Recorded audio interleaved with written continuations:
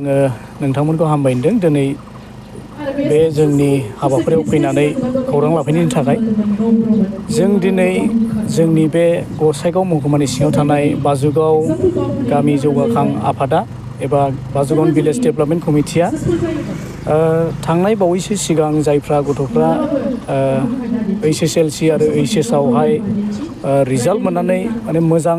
मार्क्सफोर लानानै बा मोजां पजिशनफ्राव पास जानो हादों एबा गासैबो फरायसाफोरखौनो जोङो दिनै लेंहरनानै बेवहाय मान बावदों एबा जोङो बिथांमोनखौ फरायनायाव जोङो थुलुंगा होदों। आरो जोंनि थांखिया बेनो जेन दानि जे फरायफुबाय थानाय गथ'फोर फरायसाफोर सेंग्रा सिख्लाफोर बिथांमोना जेन गोजौ फारसे गावनि जे केरियार दानांगौ बेखौ मोजांथारै बुजिनानै जेन' बिसोरो गावनि केरियारखौ चइस खालामनो हायो आरो बिथांमोना मा फरायब्ला मा जानो हायो मा स्ट्रिम्सआव थांब्ला माबायदि केरियार जाहैगोन बेफोर गासैबो इनफरमेसनखौहाय होनो थाखाय जोङो मानगोनां सासे चिफ गेस्ट जोङो हांख्रायना लाबोदों। बे जाहैबाय जोंनि गुवाहाटी इउनिभारसिटिनि रिसार्च स्कलार सार निरन्तर बरगयारी।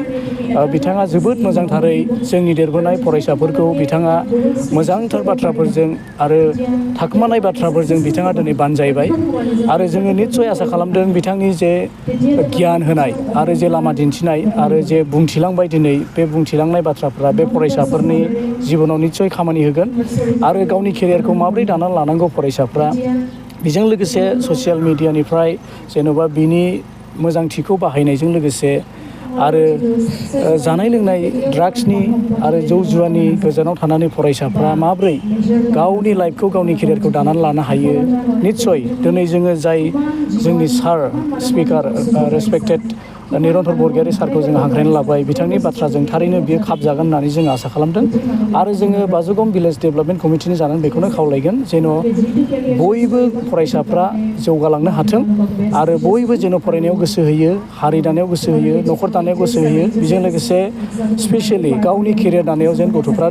गोसो होयो बेखौनो जोङो दिनै जोंनि गामिनि जौगाखां आफादनिफ्राय खावलायबाय। गोजोन्थों। जोङो दिनै गासै 24सा फरायसाफोरखौ जोङो